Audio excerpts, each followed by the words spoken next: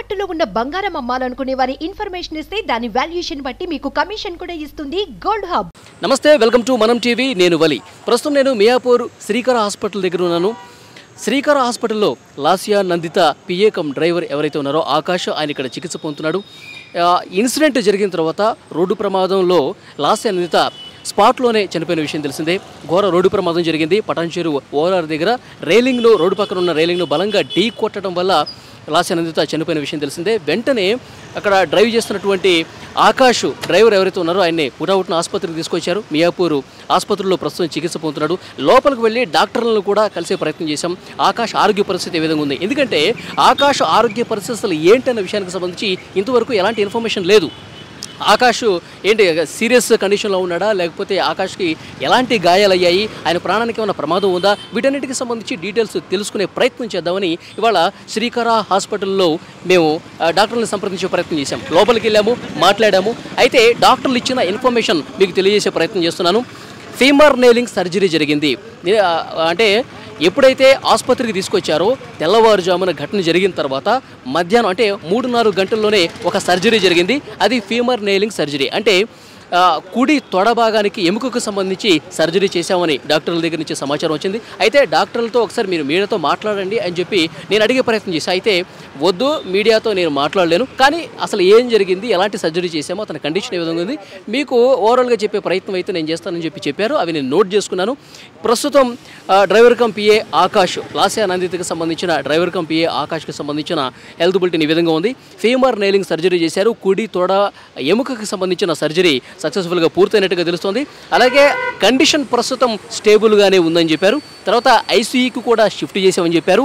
రేపు మధ్యాహ్నం రిలీజ్ చేస్తాం, అంటే ఆదివారం రోజు మధ్యాహ్నం డిశ్చార్జ్ చేసే అవకాశం ఉందని ప్రాథమికంగా ఇన్ఫర్మేషన్ ఇచ్చారు. అంటే ఆకాష్ ఆరోగ్య పరిస్థితి బాగానే ఉంది. ఒకసారి మనం రోడ్డు ప్రమాదానికి సంబంధించిన ఘటనకు సంబంధించి ఒకసారి మనం వెనక్కి వెళ్ళి మాట్లాడుకుంటే కనుక ఘోర రోడ్డు ప్రమాదం తెల్లవారుజామున జరిగింది. ముందుగా రైలింగ్కి ఢీ కొట్టే ముందు ఒక టిప్పర్ లేదా లారీని ఢీ కొట్టినట్టుగా పోలీసులు కూడా ఇన్వెస్టిగేషన్లో చెప్తున్నారు. ముందుగా ఒక పెద్ద వాహనాన్ని ఢీ కొట్టింది, ఆ తర్వాత అదుపు తప్పి రోడ్డుకు పక్కనే ఉన్నటువంటి రైలింగ్ను బలంగా ఢీ కొట్టడం వల్ల ఈ ప్రమాదం జరిగిందని చెప్తున్నారు. స్పాట్లోనే ఎమ్మెల్యే లాస్యా నందిత గారు చనిపోయారు. తీవ్రమైన గాయాలయ్యాయి. అయితే ఆకాష్ పరిస్థితి ప్రస్తుతం స్టేబుల్గా ఉంది. శ్రీకర ఆసుపత్రిలో చికిత్స పొందుతున్నాడు ఆకాష్. ప్రస్తుతం అతని ఆరోగ్య పరిస్థితి బాగానే ఉందని చెప్తున్నారు. ప్రస్తుతం పోలీసుల ఇన్వెస్టిగేషన్ అయితే ఒక పక్క జరుగుతుంది. ఆసుపత్రిలో ఆకాష్ పరిస్థితి కుదుటపడింది.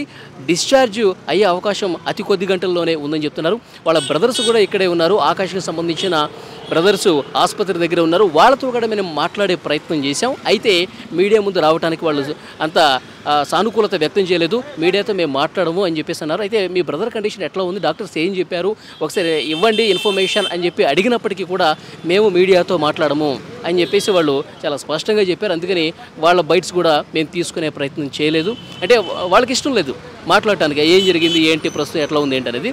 సో డాక్టర్స్ అయితే చాలా క్లియర్గా చెప్పారు ఆకాష్ ఆరోగ్య పరిస్థితి బాగానే ఉంది. ఆకాష్కి శస్త్రచికిత్స సక్సెస్ఫుల్గానే జరిగింది. ఆయన స్టేబుల్గానే ఉన్నాడు.